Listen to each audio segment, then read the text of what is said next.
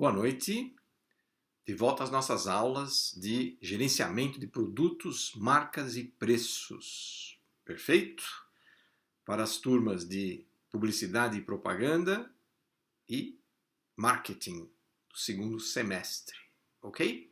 Então já estamos na nossa quarta aula e hoje nós vamos falar em empresa voltada para o mercado, ou empresa orientada para o mercado, tanto faz.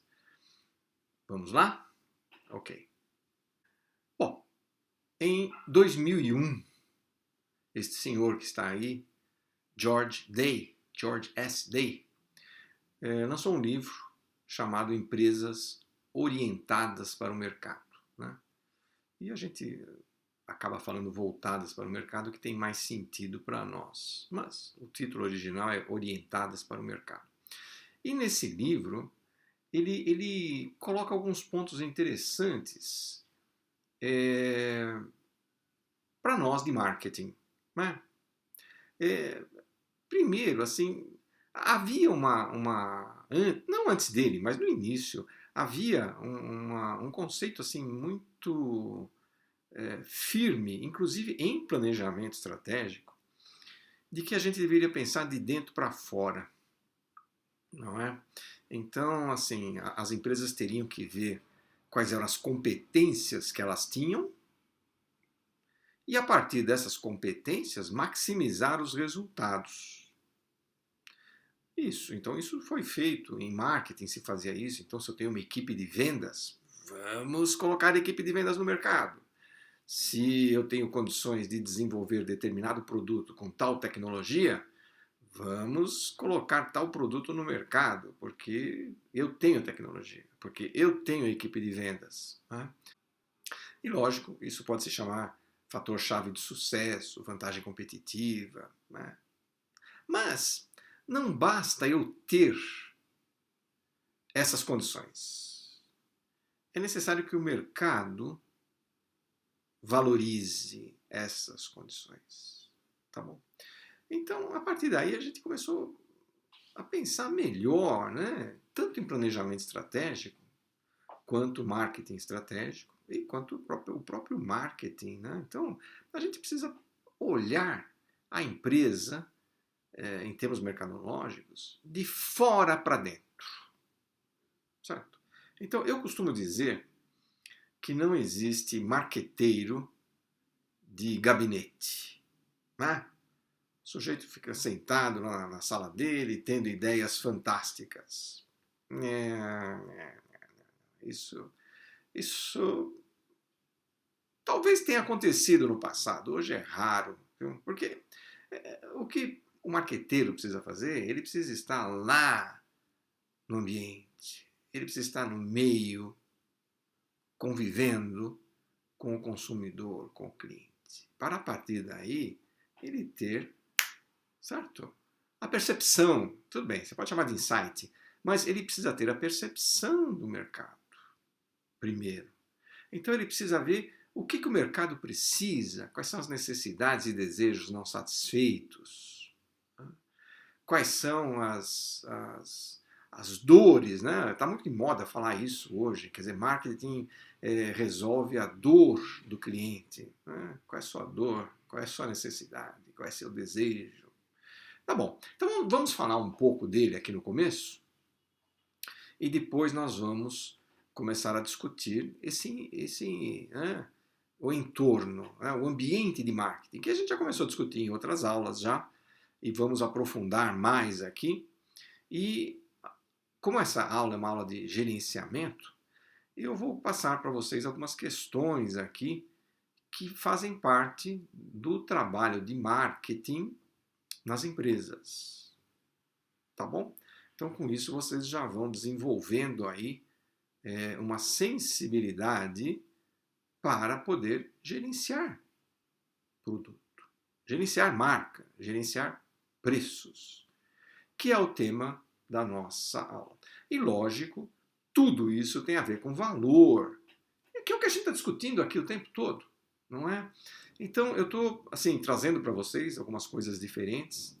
Trouxe aí a visão do Philip Kotler com relação ao marketing 1.0 até o 5.0.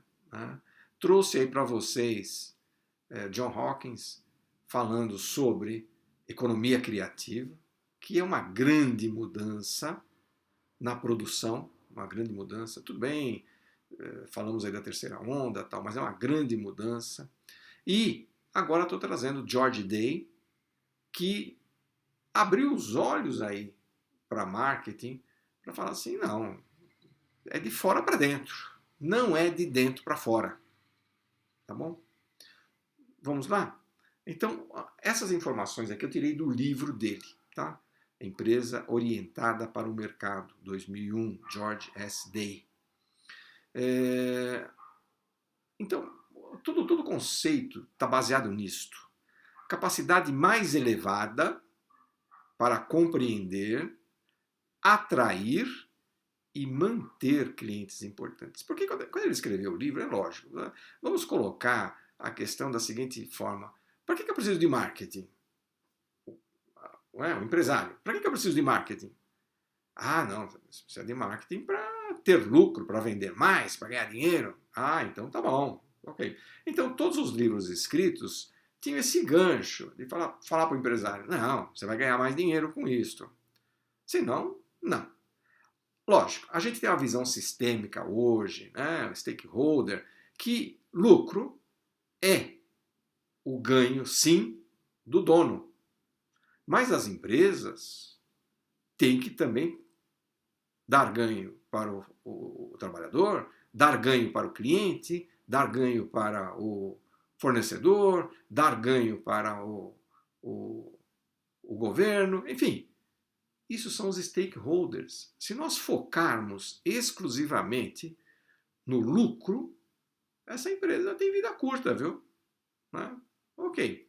Mas vamos voltar aqui para a nossa coisa. Então, ele justificava dizendo o seguinte, olha, se a gente compreender o mercado, a gente vai atrair clientes importantes que vão ver que nós estamos ali para atendê-los melhor. E atraindo clientes importantes, eles vão comprar da gente e nós vamos ganhar mais dinheiro. Ou seja, valor para os dois lados. Não é o que nós estamos aprendendo? Troca de valores? Tá bom. Segunda afirmação dele. As empresas orientadas para o mercado conhecem tão bem seus mercados que são capazes de identificar e alimentar seus clientes mais valiosos. Lógico. Dentro de toda a sua carteira de clientes, ela vai selecionar aquelas necessidades, aqueles desejos, aqueles valores que representam a maioria.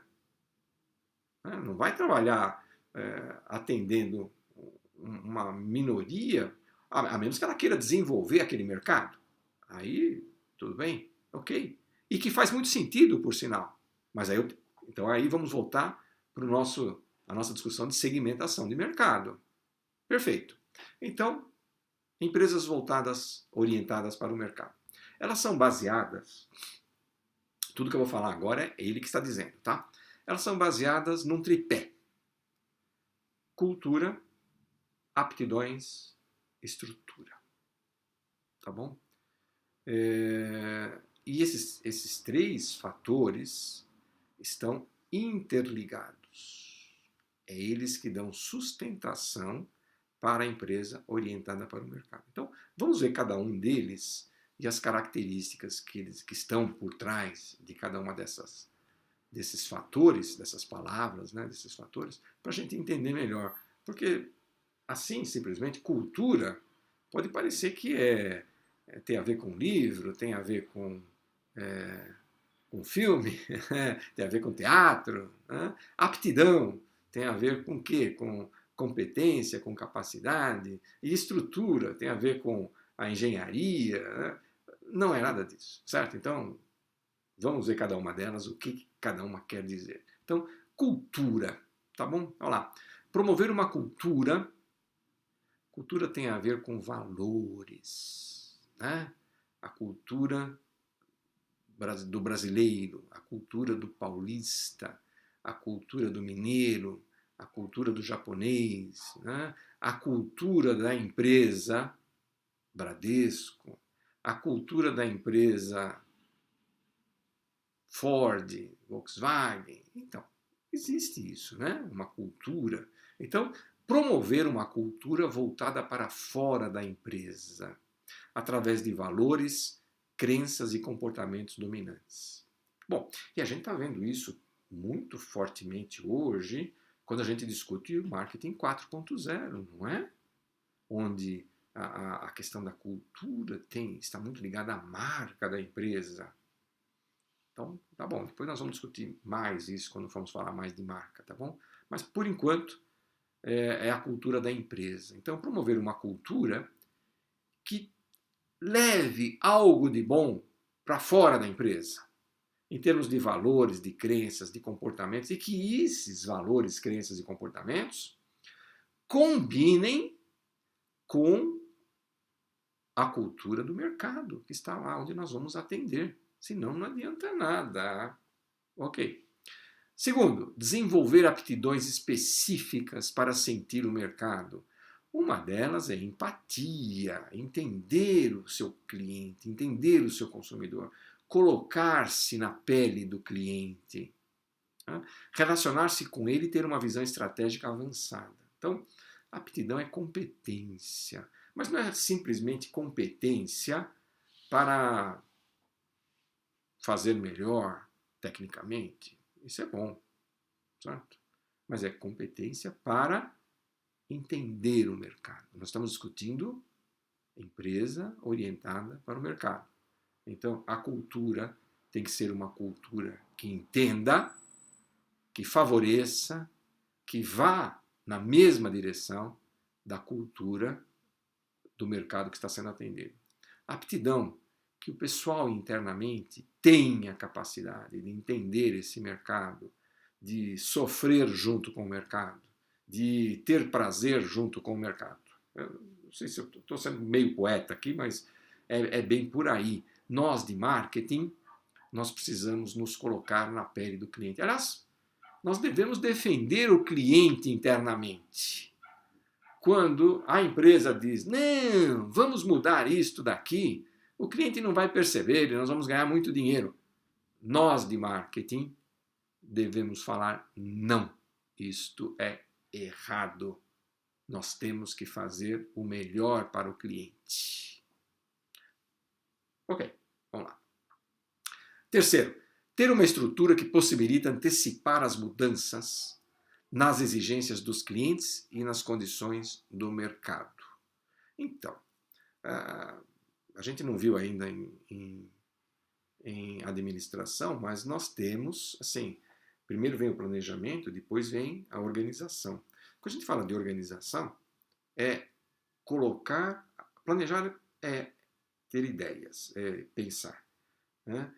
Organizar é colocar essas ideias em termos de processo, em termos de como fazer, certo? E não adianta eu ter processos bons se eu não tenho uma estrutura adequada para que aquele processo funcione. Né? Ok? Então a estrutura é o que eu preciso para que o processo funcione, para que as aptidões sejam colocadas em uso, perfeito? E para que a cultura seja expandida para fora da empresa. Tá bom. Então, ter uma estrutura que possibilita antecipar as mudanças nas exigências dos clientes com relação a necessidades e desejos. Ok. Legal? Tudo bem. É uma estrutura de pensamento, lógico. Talvez a gente possa falar, não, mas eu posso pensar a mesma coisa com 4 pilares, com 5 pilares, ou somente com 2. Ok. O que nós estamos discutindo aqui é o que George Day propôs. Tá bom? Isso serve como base até nós encontrarmos alguma coisa melhor. Uhum. Ok. Então vamos lá. Cultura. Houve uma época, talvez alguns empresários ainda pensem assim, mas houve uma época em que era importante ter um slogan na empresa. Né? Não é do tempo de vocês, mas quando Juscelino Kubitschek fez Brasília, né? Então o slogan era 50 anos em 5. Né? Ou seja, fazer o que pode ser feito em 50 anos, mas em 5 anos, que era o período que ele tinha disponível. E funcionou, né? Como slogan. Tá bom. E muita gente faz isso. A gente lê muito sobre as empresas americanas e sobre os empresários que criam frases bonitas, slogans motivacionais. Tá bom, é importante, é legal, funciona, sim, tá ok. Mas cultura não é somente o slogan, certo? Cultura é o ato, é, é, é o dia a dia, não é ter uma frase bonita. E nesse ponto, eu sou muito crítico em planejamento estratégico das visões e das missões que são feitas com frases bonitas e que nem sempre são exequíveis. Né? Eu não sou contra a missão e a visão. Eu sou contra a maneira como muita gente cria missão e visão para ser uma frase bonita e que na prática não estão nem aí. É uma crítica. Mas a mesma coisa aqui com relação ao slogan, certo? Então, é importante a gente criar um slogan que ajude, que motive as pessoas dentro da empresa? Sim, vocês vão ver isso em endomarketing. Faz muito sentido. Mas não faz sentido colocar toda a força no slogan. Então contrata-se alguém, ele escreve uma frase bonita, mas se as pessoas não comprarem essa ideia, se os funcionários não ganharem com essa ideia, por que colocar em prática? Os próprios funcionários vão boicotar essa ideia. E com razão, tá bom? Então, cultura é muito mais que um slogan. Ele impregna toda a organização. Ele não, ela, a cultura. Portanto, a cultura é um conjunto de valores que são obedecidos dentro da empresa. Por exemplo, deixa eu dar um exemplo.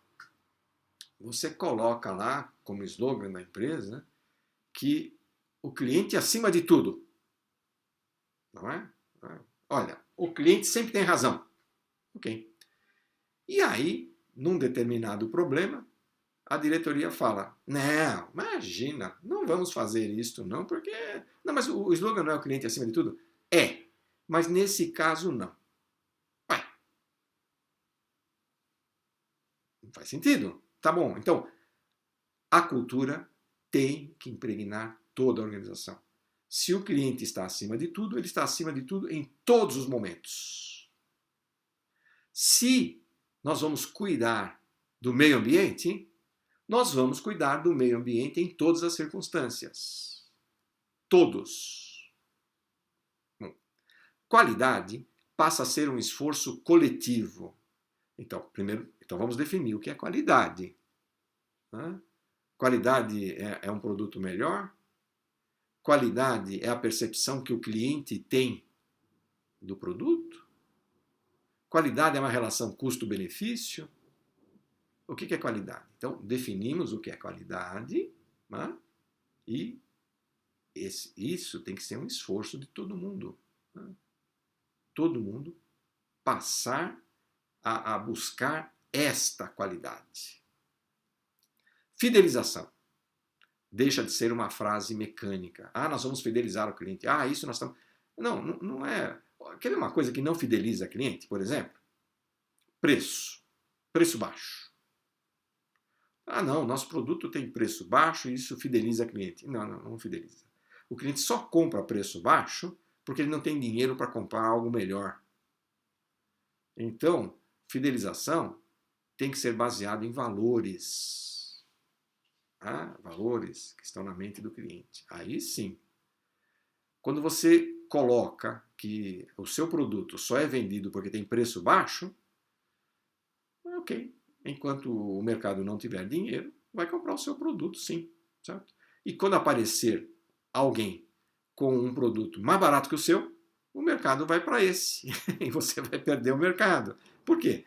Porque preço baixo é para quem não tem dinheiro para comprar algo melhor. Aí ele compra aquilo. Tudo bem, pode ser um mercado grande, mas isso não fideliza. No momento que ele tiver dinheiro, ou no momento que aparecer alguém com preço menor, ele vai embora. Perfeito. Equipes transfuncionais deixam de ser perda de tempo. Exatamente. O que quer dizer transfuncional? Quer dizer que a equipe trabalha em conjunto com outras equipes. Não é simplesmente pensando em si. No passado, deixa eu também colocar aqui, né? Eu posso falar do passado porque eu tenho bem mais idade que vocês e já passei por muitas fases aí de objetivos na empresa, né? E no passado a gente, sim, fazia o seguinte, quando a gente ia contratar um gerente de marketing, a gente contratava o melhor gerente de marketing. E se ele não entendesse de finanças? Não, para isso tem o gerente de finanças. Então vamos contratar o gerente de finanças? Vamos. E se ele não entende de RH?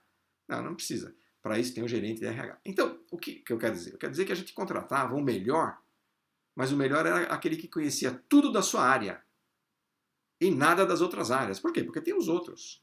E aí, como é que funciona uma empresa desse tipo? Não é assim que hoje nós contratamos gestores. Nós contratamos um gestor de marketing, que entenda de marketing, de finanças, de RH, de produção, etc. De TI. Senão, não contratamos. Ah, mas ele é o melhor de marketing, mas ele não entende das outras áreas? Não. Então não serve. Hoje, equipe transfuncional são equipes que trabalham em conjunto, o pessoal de marketing junto com o pessoal de finanças, junto com o pessoal de RH, junto com o pessoal de TI, junto com o pessoal de contabilidade. É isto. E todos com o mesmo objetivo de resolver aquele problema. Então, em vez de fazer uma equipe somente de uma área para resolver um problema, vamos pegar funcionários de várias áreas, colocar juntos para trabalhar isso. E nesse ponto, a cultura é importantíssima. Porque, independentemente do conhecimento técnico de cada um, o que vai valer para a solução do problema são os valores culturais dessa empresa. Portanto, baseado em cultura, uma empresa tem que estar focada no mercado, orientada para o mercado. Se eu tiver uma empresa focada, orientada e com cultura para o lucro exclusivamente, todo mundo um dia vai se ferrar, inclusive a própria equipe que está tomando decisões. Porque a hora que a empresa perceber que é mais barato demitir todo mundo, ela vai demitir. Lógico. Cultura. Aptidões. Né? Capacidade, percepção, sentir o que o cliente sente. Tá bom. Então vamos lá. Percepção para sentir e compreender o mercado. Tá bom. Também já falamos disso. Chama-se empatia. Empatia é você se colocar na pele de outra pessoa. É você sentir o que a outra pessoa sente. Isso não é fácil. Agora, nós de marketing, nós temos que desenvolver isto. Perfeito? Senão, como é que a gente vai comunicar? Como é que a gente vai desenvolver produto? Como é que a gente vai formular preço? Como é que a gente vai ver a conveniência da entrega do produto para as pessoas, se a gente não sente o que o mercado sente? Segundo, ser mais rápido que os concorrentes. Então, sim, e hoje, né? Hoje com tecnologia da informação, com marketing digital, com não sei o que lá, com tudo isso, a gente precisa ser rápido. Porque, e nós temos dito, inclusive, que às vezes nós temos que canibalizar os próprios produtos, né? Então você tem um produto que é um sucesso, é fantástico, mas você fala, eu vou desenvolver um outro para substituir esse, mas calma, vamos primeiro ganhar mais mercado, depois eu faço. Isso. E aí vem outro e faz antes de você e coloca no mercado, e se for rápido, e se tiver aptidão, e se tiver cultura, e se tiver estrutura suficiente, vai te passar a perna, né? Ok. Estabelecimento de relações estreitas com os clientes mais importantes. Isto. Isso, né, a gente aprendeu a fazer. Vamos fazer uma relação ABC de clientes, né? Curva ABC, e quem são os clientes mais importantes, os menos importantes, os menos, e os talvez não tão importantes. Não dá para atender a todo mundo. Ah, ok, vamos aprender a segmentar mercado, entender de maneira melhor cada segmento de mercado? Sim. Mas dentro de cada segmento a gente vai estabelecer, ver quem são os mais importantes, quem são, né, quem colabora mais com a troca de valores da empresa, lógico, que é o que vai manter a empresa. Clareza de visão estratégica para antecipar riscos e oportunidades. Bom, aqui, assim, em planejamento estratégico, a gente aprende que risco e oportunidade são a mesma coisa. Um evento, a gente chama de evento externo, né? Então, primeiro, risco e oportunidade sempre estão fora da empresa. São fatores externos, não são fatores internos. Tá bom? Então, risco e oportunidade sempre são fatores externos. Quando um fator externo ocorre, se eu tiver dentro da empresa algo, uma competência, que combine, que colabore para a solução desse fator externo, isso se torna uma oportunidade. Se eu não tenho, e se o meu concorrente tem, isso se torna um risco. Tá bom? Então, risco e oportunidade são a mesma coisa. A diferença é, eu tenho como aproveitar, é oportunidade. Eu não tenho como aproveitar, é risco. Para isso, eu tenho que ter aptidão. Porque se eu não tiver aptidão, competência, e aptidão é o seguinte, aptidão não é para aproveitar a oportunidade, aptidão para perceber a oportunidade. Ela está sempre aí. Mas se os funcionários, nós, funcionários da empresa, estivermos o tempo todo focados para as coisas internas, como fazer melhor, como produzir melhor, como reduzir custos, como comunicar melhor, etc, etc, etc. A gente e o que tem que ser feito isso, mas alguém, antes de fazer isto, tem que olhar para fora e ver se o mercado quer isto. O que o mercado está precisando? Pode ser que eu esteja melhorando internamente algo que não tem utilidade para o mercado lá fora. É isso que o George Day quis dizer. Então, aptidão para entender o cliente, aptidão para perceber mudanças do mercado e o que pode se tornar uma oportunidade. Elas estão o tempo todo ao redor da empresa, em volta, no ambiente. Mas as empresas que estão focadas para olhar para dentro não vão perceber o que está acontecendo lá fora. Então essa aula de hoje é para abrir os nossos olhos para olhar para fora da empresa. Ser mais proativo do que reativo. Tá bom. Proativo é fazer antes ou fazer depois. Ou fazer junto, desculpe. Proativo é fazer antes ou fazer junto. Reativo é fazer depois. Lógico que na empresa nós tendemos a ser mais reativos do que proativos. Ah, deu um problema em tal lugar. Vamos consertar. Deu um problema em tal lugar. Vamos consertar. Tá bom, é o normal. Mas não seria melhor se antecipar e consertar antes do problema existir? Então, isso é difícil de fazer. Porque você não sabe se vai acontecer ou não. Mas isso é ser proativo. É consertar o problema antes dele existir. Então pense o seguinte, por exemplo, às vezes uma empresa chama um consultor. Por que ela chama o consultor? Para ele consertar um problema que está acontecendo. Mas ela deveria chamar um consultor para ele ver o que pode acontecer e se antecipar. Aí ela sairia ganhando. É o que se espera dos gestores, tá bom? Que a gente seja mais proativo do que reativo. Mas nem sempre acontece isso na empresa. Na empresa a gente fica correndo, o que a gente diz, correndo atrás do prejuízo, certo? apagando incêndio aqui, apagando incêndio ali, etc. Problema aqui, problema ali, e tentando fazer. Ok. Enquanto a gente estiver apagando incêndio, outra empresa concorrente nossa está se antecipando e pensando: vou inovar, vou fazer diferente. Percebi uma tendência aqui que talvez os outros não tenham percebido. E aí vai fazer antes da gente. E a gente ali apagando incêndio, correndo atrás do rabo, né? Do cachorro, pensando como resolver os problemas. Então, quem é o melhor administrador? É o que resolve melhor os problemas ou é o que não deixa os problemas acontecer? Pensem nisso. Estrutura. Contexto específico no qual cultura e aptidões estejam encaixadas e ativadas. Bom, a gente já viu o que é cultura, já viu o que é aptidão.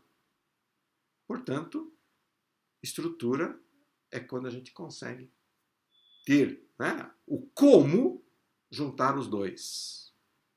Todos os fatores são orquestrados e conectados com o foco estratégico no mercado. Ok, a gente não discutiu ainda estratégia e nem marketing estratégico, mas uma vez definida a estratégia, que é o melhor caminho para se atingir um objetivo, então a estrutura é importantíssima, porque sem a estrutura a gente não consegue combinar tudo isso e atingir o resultado. Os fatores se complementam e se apoiam, os três, né? Não deve ser uma camisa de força que iniba o aprendizado e o aperfeiçoamento. Isto. Então, olha, nós não podemos fazer isso porque a nossa estrutura não permite. Nós não podemos fazer isto porque, enfim, a gente não tem pessoa suficiente para fazer isso. Então, ok, eu entendo muito disso, trabalhei em custos muito tempo e tudo custa na empresa. Tudo. Certo?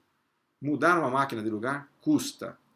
Comprar uma máquina nova custa. Treinar funcionário custa. Desenvolver a cultura da empresa custa. Tá? Desenvolver as aptidões da empresa custa. Tudo custa. Então, para isso a gente precisa ter sucesso.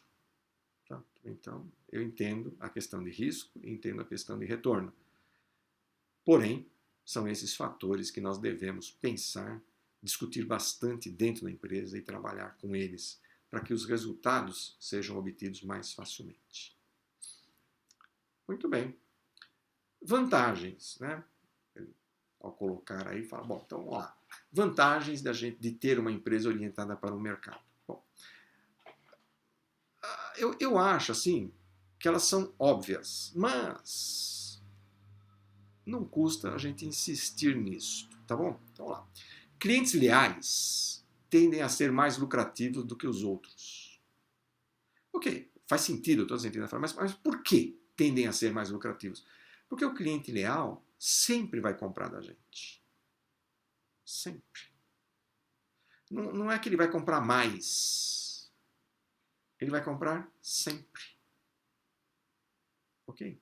Então, é a maneira de a gente, né? Vamos tratar bem o cliente leal. Por quê? Porque ele, né, vai ficar do lado da gente, vai comprar o que a gente colocar lá e, se for o caso, vai nos apontar os defeitos e, enfim, dar sugestões. É isso. Então, vale a pena ficar próximo do cliente fiel. Funcionários satisfeitos, endomarketing de novo. Funcionários satisfeitos são mais produtivos e os custos de rotatividade mais baixos. Também é outra verdade. Ok, precisa medir. Mas, assim, eu tenho aprendido na vida, né, duas coisas. Por que a gente vive? Né? Por quê? Por que nós estamos aqui? Eu, vocês, todo mundo. Tem que ter um motivo? Ou não tem que ter motivo nenhum? Tá bom. Mesmo assim, o objetivo seria criar alguma coisa, produzir alguma coisa. Né? E lógico que para eu produzir, para eu criar, eu preciso aprender, preciso melhorar o meu conhecimento. Então, duas coisas importantíssimas para o ser humano, que é trabalhar e estudar, são duas coisas que nós fazemos com muita má vontade. Não é verdade? É verdade. Ah, e tem aula hoje? Putz, que chato. Aquele professor chato. E tem que trabalhar todo dia, tem que levantar cedo, eu não aguento mais. E, e, e não deveria ser assim, deveria ser o contrário. Puxa, vou trabalhar, vou produzir algo importante, vou colaborar para o sucesso da empresa, etc, etc, etc. E a aula a mesma coisa. Puxa, que legal, né? Tudo bem, esse professor é chato, mas essa matéria é importantíssima, vou dar uma pesquisada, vou buscar mais informações para eu aprender, para eu colocar em prática no meu trabalho. Mas não é assim que funciona. Então, o que a gente vê é a maioria faz por fazer. Mas nós temos, depois de algum tempo, nós temos funcionários que gostam do que fazem.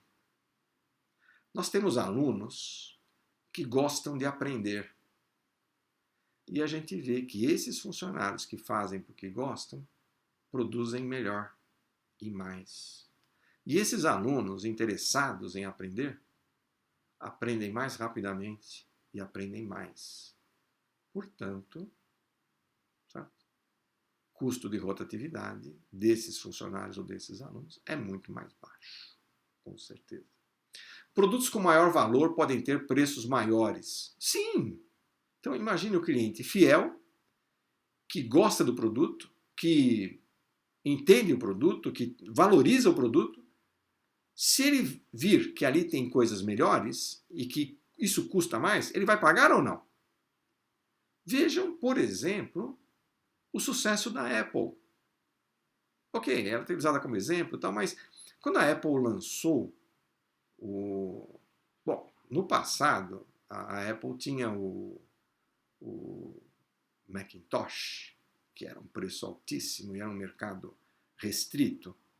E todo mundo criticava, porque o preço era alto. Mas quem usava os produtos, o Macintosh, que era voltado mais para design visual, não reclamava.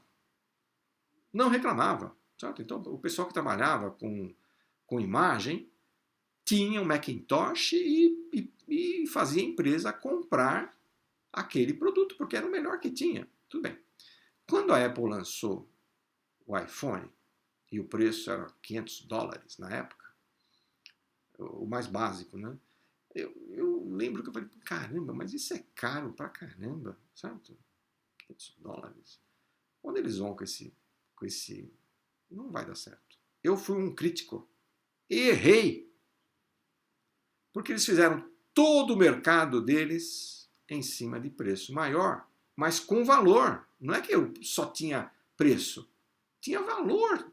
E tem.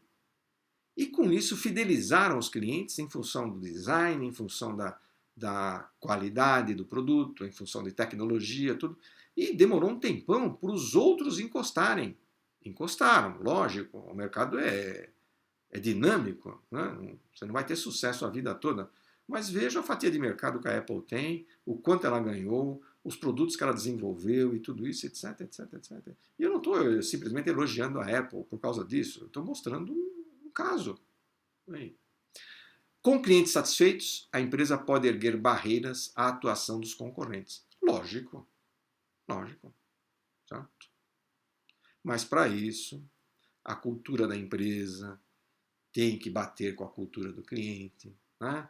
A aptidão da empresa ou dos funcionários tem que ser suficiente para entender o mercado, para encontrar as oportunidades, e a estrutura tem que ser adequada para fazer com que tudo isso funcione.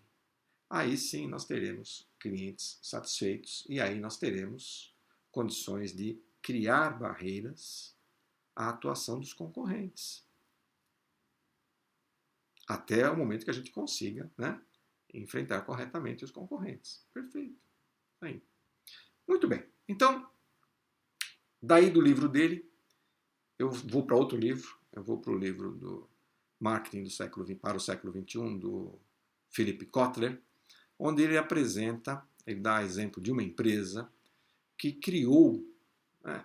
Você falar de marketing, todo mundo acha que o marqueteiro é o cara que tem uma sensibilidade fantástica, a tal da aptidão, né? Tem uma sensibilidade fantástica e percebe tudo. Ok, isso já foi, já, certo? Hoje, nós precisamos ter uma sensibilidade fantástica, sim, mas nós temos que estar baseados em coleta de dados, em informação, certo? O pessoal da GV, inclusive, colocou um nome nisso, que é marketing. Eu esqueci o nome, mas tem algo a ver com cálculo, certo? Enfim, depois eu lembro o nome para falar para vocês. Né? Marketing de cálculo? Não, marketing. Bom, ok. Idade é terrível, né? A gente vai perdendo a memória. Tá bom. E ele nesse livro, o Philip Kotler, ele destaca essa empresa que tem um modelo de auditoria de marketing. O que é isso?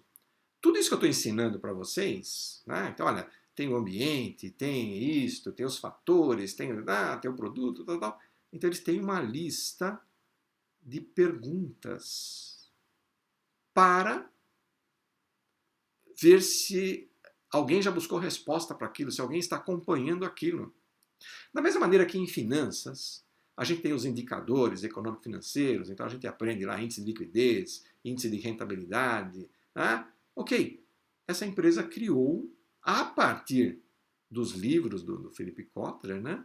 de todas essas discussões, criou perguntas para nós de marketing não nos perdermos. Então se encaixa direitinho aqui na nossa matéria. Então eu trouxe aqui, hoje nós vamos discutir macroambiente. Depois, nas próximas aulas, a gente fala de ambiente, vai falar de marca, de preço, etc. A gente vai falando aí, né? E naquele modelo que eu coloquei lá atrás para vocês na aula passada, esse é o primeiro, eram 5 itens que tinham. Esse é o primeiro, certo? A partir de pesquisa, entender o mercado. Então, vamos olhar primeiro o macroambiente para depois entender. Por exemplo, certo? Na aula de comportamento do consumidor, nós não falamos sobre uma grande mudança no mercado que é a Covid-19? Então, vai estar aqui. Vamos ver. Tá bom? Então, ok. Então, macroambiente, vamos ver quais os itens e simplesmente eu transcrevi as perguntas e vamos discutir aqui. E, lógico, se vocês acharem que essas perguntas podem ser melhoradas, por favor, sugestões. Tá? Uma coisa é alguém desenvolver um modelo e outra coisa é nós adaptarmos esse modelo às nossas necessidades na empresa, ao ambiente onde a gente está. Tá bom? É isso. Então, ambiente. Demografia. Tá? Diferenças de aspectos demográficos. Então, pergunta. Quais alterações e tendências demográficas representam oportunidades ou ameaças para a empresa? Por exemplo, a minha empresa tem produtos para jovens. Perfeito? Ótimo. O que está acontecendo com a pirâmide etária no Brasil? Está deixando de ser uma pirâmide. E daqui a pouco vai se tornar uma pirâmide invertida, onde nós teremos poucos jovens e muitos idosos. Ora, se o meu produto é para jovens, isso vai afetar o meu negócio? Com certeza. Então, vamos lá. Vocês que são profissionais de alguma empresa, o que está acontecendo, e nós estamos discutindo aqui o Brasil, com mudanças demográficas e ver se alguma dessas mudanças nos afeta para o bem ou para o mal. Né? Uma questão, por exemplo, nós temos o censo demográfico a cada 10 anos, certo? Então, era para ser feito o ano passado, não é? E não foi feito. Tá? Então, vai ser feito em 2021. E aí alguém proibiu. Não temos dinheiro para fazer o censo demográfico. Isso é besteira. Quer dizer, não falou que era besteira, mas deixou claro que não tem importância. Como não tem importância? Para nós, lógico que tem. Como é que eu vou saber das mudanças se eu não tenho o censo para acompanhar essas mudanças? Certo? Então, nós temos mais pessoas solteiras, nós temos mais pessoas jovens ou velhas, nós temos mais homens ou mais mulheres. Quais são as mudanças que nós temos para eu poder adaptar o meu produto para isto, ou desenvolver novos produtos, ou tirar produtos de linha, caso não tenha mais utilidade? E aí vem a segunda pergunta. Que medidas a empresa tem tomado em resposta a essas alterações e tendências? Ok. Então, lógico que para eu olhar e ver essas mudanças demográficas, eu preciso entender muito bem o meu produto e saber, né, classificação de produto tal, e saber como o meu produto tem utilidade no mercado, para que segmentação, para que tipo de cliente, né? Enfim, tudo que a gente já viu já no marketing mix, comportamento, estamos vendo em comportamento do consumidor, né? Vimos alguns modelos de tomada de decisão em planejamento de marketing. Então vocês estão vendo que nessa matéria a gente está juntando todas essas informações e dando uma utilidade para vocês usarem. Tá bom? Ok. Segundo aspecto, economia.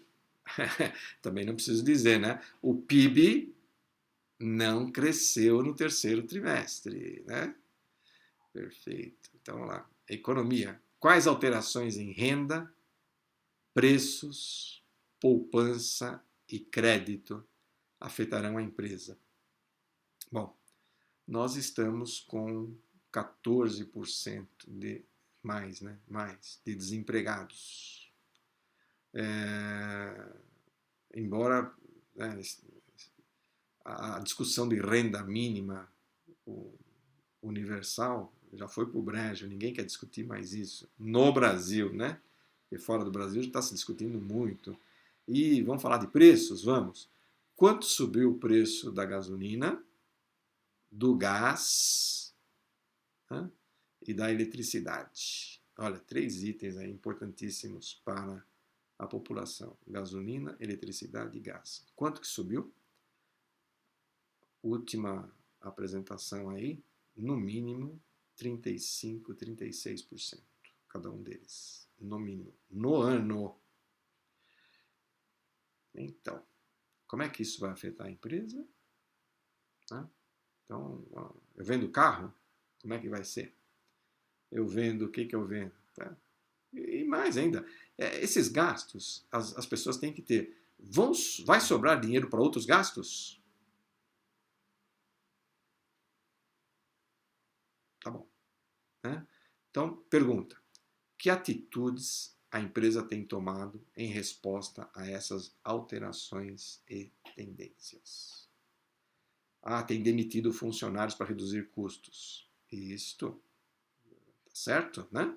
Mas, ao demitir funcionários, lembre-se que está aumentando o número de pessoas desempregadas e, possivelmente, diminuindo sua base de consumo, né, de consumidores, né? Pode ser. Tá bom. Terceiro, ambiente natural. Bom, esse a gente discutiu na questão da Covid, mas vamos lá. Qual a perspectiva em termos de custo e disponibilidade para os recursos naturais e de energia de que a empresa precisa? Então, podemos pensar aí, por exemplo, hoje, né, questão de ambiente natural, podemos pensar em energia solar, podemos pensar em desmatamento, podemos... Está se pensando não, está se fazendo já, lá nos países nórdicos, já estão construindo casas com um tipo de madeira que eu não vi direito como é que é, mas é uma madeira tratada, quer dizer, trabalhada, ela é feita por camadas, assim, quer dizer, não é madeira nobre. Mas a questão de fazer casa de madeira é normal, isso já sempre foi feito. Eles estão fazendo prédios de 15 andares, 20 andares de madeira. Bom, mas ao fazer de madeira, será que eu não estou usando recurso natural? E aí eu estou acabando com as florestas, acabando com a Amazônia aqui? Bom, segundo os relatórios deles lá, que a gente precisa dar uma estudada, se utiliza menos na produção dessa madeira, né? Se utiliza menos, o consumo de gás carbônico, a produção de gás carbônico é menor do que na produção de, por exemplo, de cimento, de enfim, ferro e todas as outras coisas para se fazer o prédio, é menor, e a madeira é madeira reciclada. Oh, ok, será que é isso mesmo? Se for, tá bom, né? Mas mesmo assim, né, quer dizer, hoje nós estamos... Tá faltando água, né? Vai começar a faltar água. Vocês sabem quanto se gasta de água para fazer jeans, calça? Bastante água. Será que vale a pena continuar fazendo jeans? Será que não era melhor fazer um outro tipo de roupa que gastasse menos água para se fazer? Então, a gente está começando a discutir um negócio chamado economia circular, que é o reaproveitamento de tudo que a gente usa. Reaproveitamento, sempre, até onde der. Né? Tem alguns lugares que estão fazendo tijolo de embalagem, essa embalagem de leite, como é que chama? Longa vida. Fazendo tijolo disso. Quer dizer, eu não sei também como é que é, mas tem. E nós temos aí a sigla, né? ESG, que as empresas estão adotando e muitas delas levando para valer isso para dentro da empresa. Né? Ou seja, cuidar do ambiente, cuidar do social e cuidar da governança. Né? Pergunta: que preocupações foram demonstradas sobre o papel da empresa em relação à poluição e à conservação do meio ambiente? E que medidas a empresa tem tomado? Legal, né? Essas perguntas. E serve para a gente fazer o nosso planejamento estratégico, o nosso planejamento de marketing, macroambiente. Tecnologia. Mais próximo, né? Aquela questão do ambiente ali está mais distante da gente, parece. Né? Mas a tecnologia está mais próxima.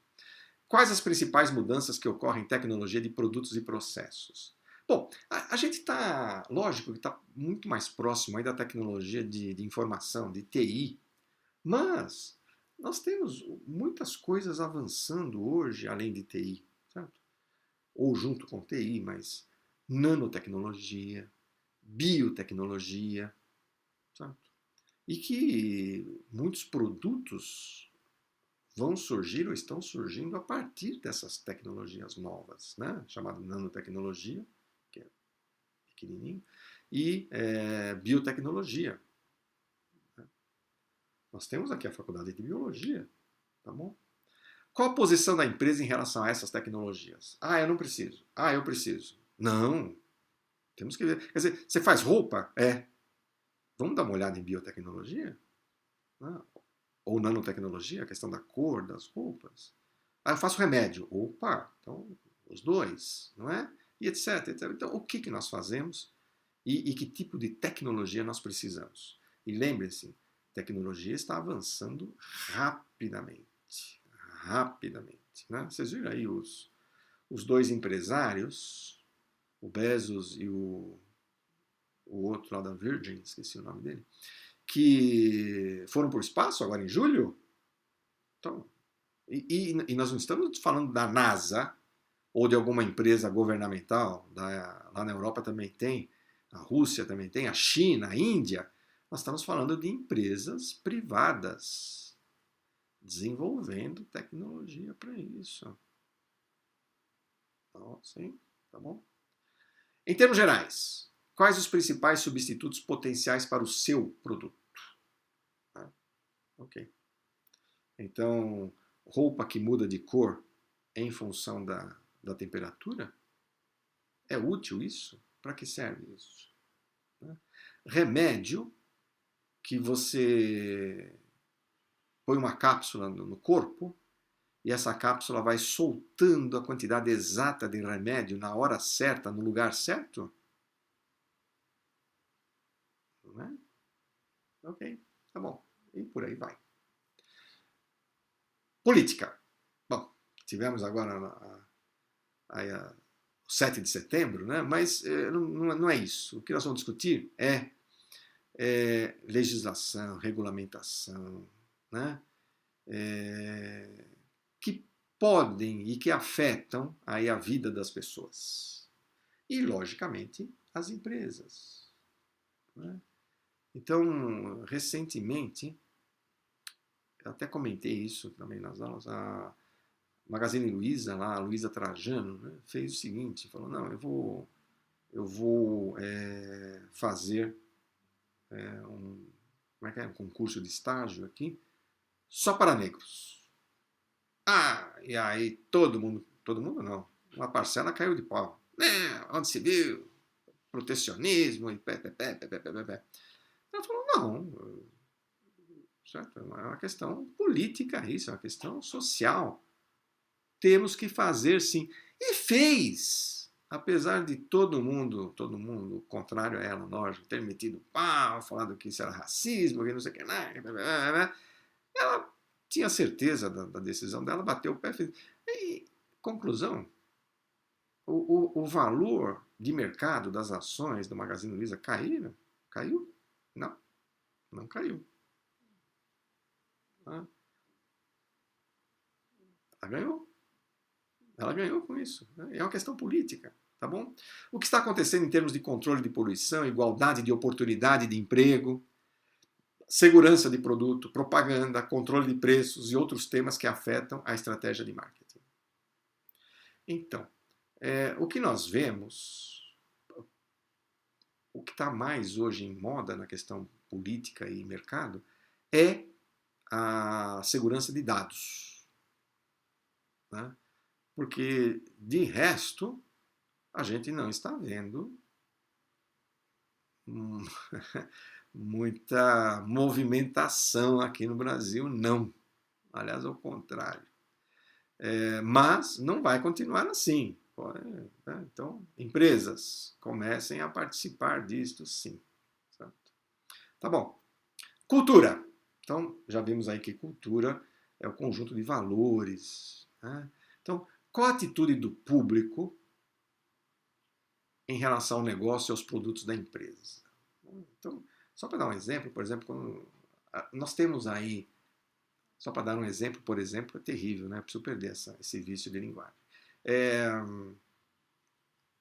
Hoje, públicos ou mercado baseado, a gente chama de mercado étnico, mercado baseado na cultura afro, baseado na cultura oriental, baseado na cultura andina, baseado, enfim, por aí. E nós temos produtos voltados para isso. E esses produtos atendem corretamente o público? Ele está satisfeito? Como é que funciona isso? Lógico que aí também a gente, avançando mais nisso, a gente vai ter aí os eventos culturais que hoje estão parados em relação, por causa da pandemia, por causa da aglomeração, mas que devem voltar. E aí a gente precisa ver como isso vai voltar. E nós temos produtos voltados para isso. Né? Então, festa do Boi Bumbá, festa do carnaval aqui, festa da cerveja, lá no sul, o Natal, lá em Gramado, né, que é bonito, a festa junina, lá no Nordeste. Então tudo isso, e as empresas fornecendo produtos para essas festas, para esses eventos, participando, né, como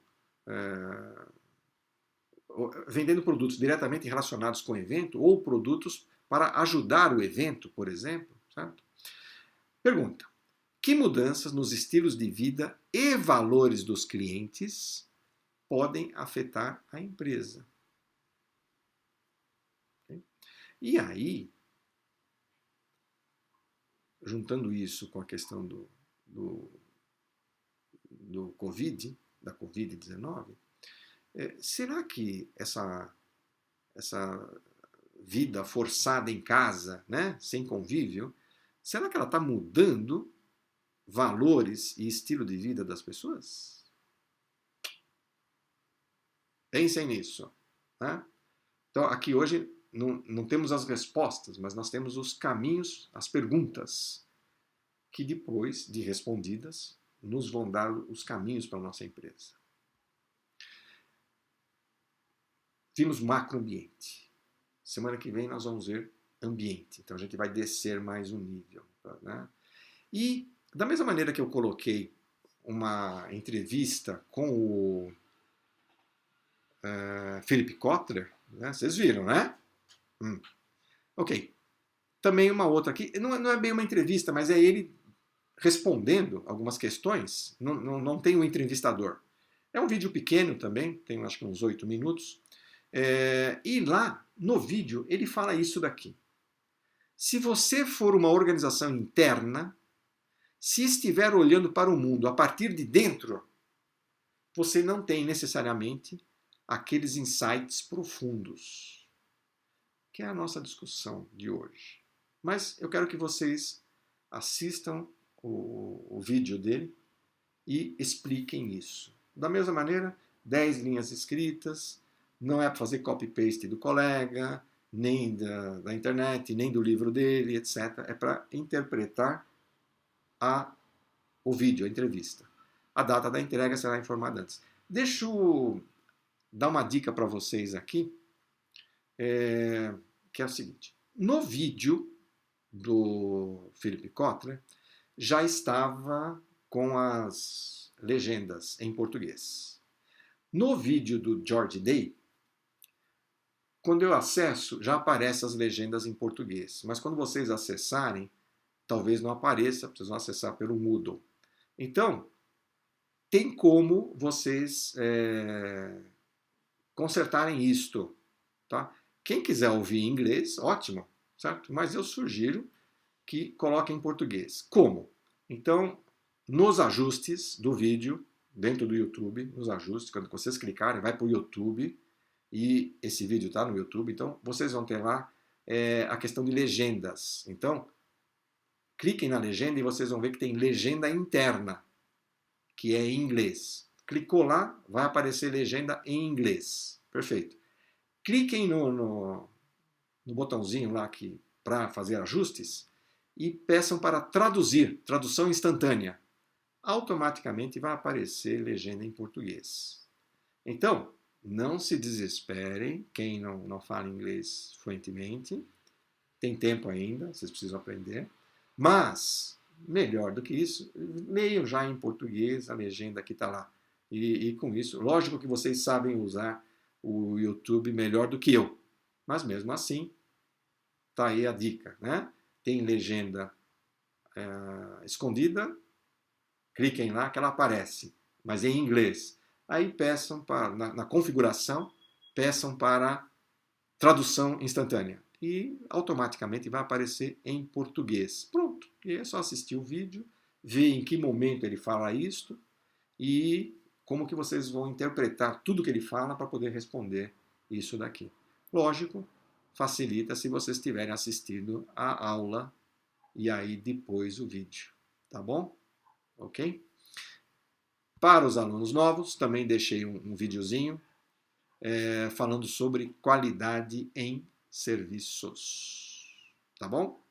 Que é uma aula complementar. Então, tudo isso no Moodle. Este vídeo que vocês estão assistindo, os slides estão ali. Salvem os slides na máquina de vocês para vocês consultarem depois. E ajuda para estudar, né? O vídeo do George S. Day está lá e o vídeo de qualidade em serviços, que é uma aula complementar, também está lá, à vontade, tá bom? E na segunda-feira a gente conversa sobre dúvidas ou não que vocês tenham tido nesta aula. Vamos já aproveitar a aula de segunda-feira e também já avançar nesta aula aqui para tirar dúvidas, tá bom? Combinado? Então tá. Bom fim de semana para vocês, bom retorno. Até mais.